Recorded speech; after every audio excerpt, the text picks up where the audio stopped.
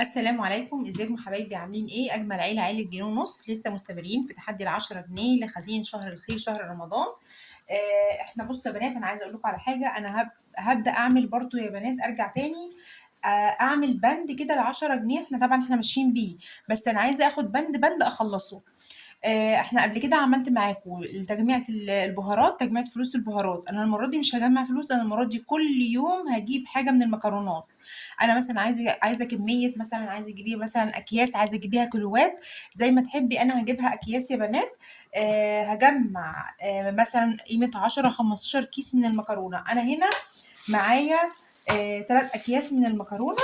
انا معايا مكرونه قلم ومكرونه اسباجيتي. انا هشوف احتياجي قد ايه في شهر رمضان. شوفي احتياجك قد ايه في شهر رمضان، وكل يوم هاتي لك كيس من الاكياس المكرونه. هتطلع معاكي مصاريف.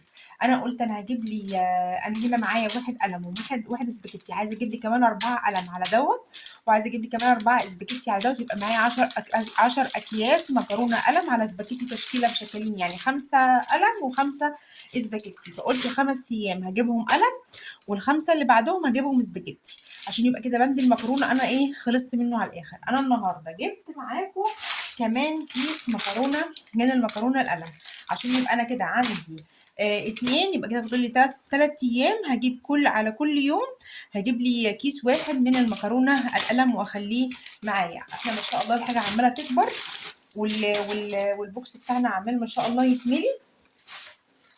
فانا ايه، هشوف مثلا بعد كده هفضي ضرفه خاصه اخليها برضو ايه الخزين رمضان ان شاء الله باذن الله معاكم. اللي معايا في التحدي تكتب لي تحت، واللي انضمت الينا جديد تكتب لي برضو تحت عشان نرحب بيها. واشوفكم يوم جديد من ايام التحدي، وسلام.